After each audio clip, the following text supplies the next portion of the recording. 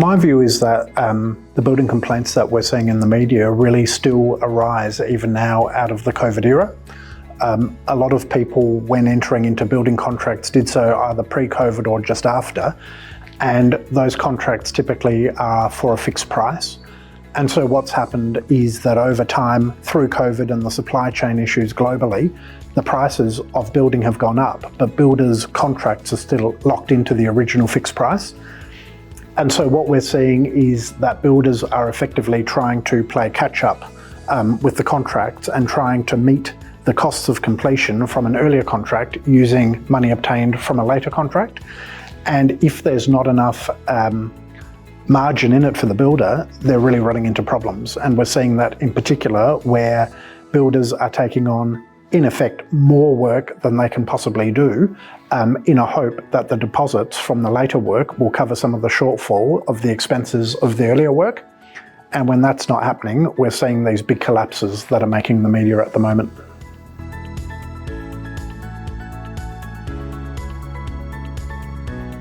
One of the common reasons why we see contractual problems arising in building disputes is because building contracts by their nature are complicated things. There's always a tension between the builder needing to lock in a price that's high enough for them to cover their overheads versus the consumer, the homeowner, who wants to have price certainty or a lower price, basically. And there's two ways of dealing with that.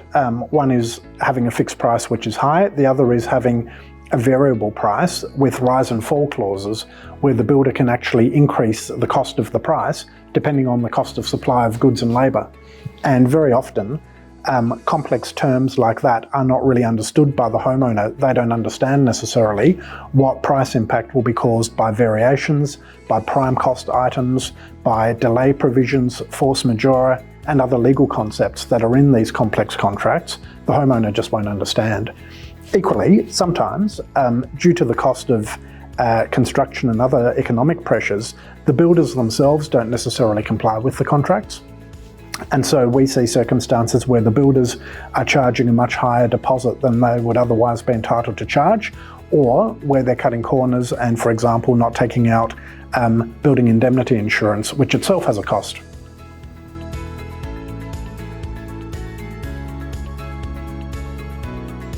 A way that you can protect yourself to a certain extent on building contract issues is to follow a series of steps and concepts which secure your position as best possible.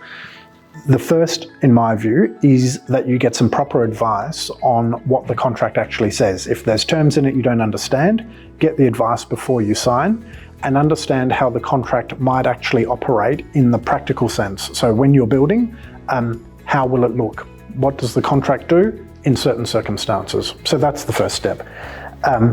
The other step is to ask around. There's lots of people building. Ask those people, what are your experiences with your builder? Hop online, look on the forums. There's construction forums. See what people are saying about a builder. Are they in the news, for example? It's really important to make sure that the building indemnity insurance certificates are in place, that you've actually cited them and that they've been lodged with the insurer, that all the licensing is in order, and you can do licensing searches to make sure that the work that the builder is doing, they're actually licensed to do. The other thing which is really pretty important once the contract is in place is that you make sure that if the contract is payable by a series of instalment steps, progress claims, if you like, that those works that you're now being asked to pay have been done properly. So having an independent building expert come in and do an inspection at every step before you make the payment is very good security, and never paying above and beyond for the next step in advance. So you should never pay for work that hasn't yet been performed.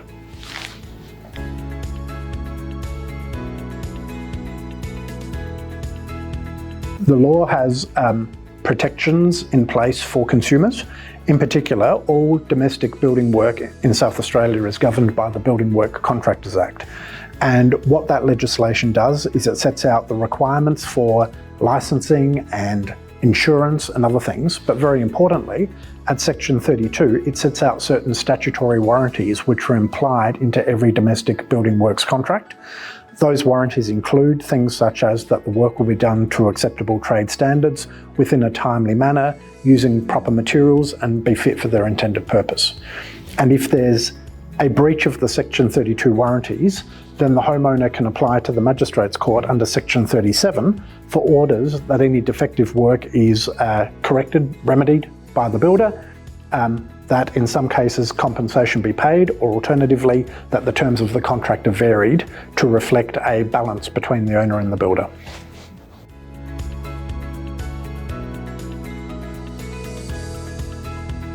If you're looking at signing a building contract, or in fact you're in dispute with your builder, our view is that getting legal assistance early is better than leaving it till late.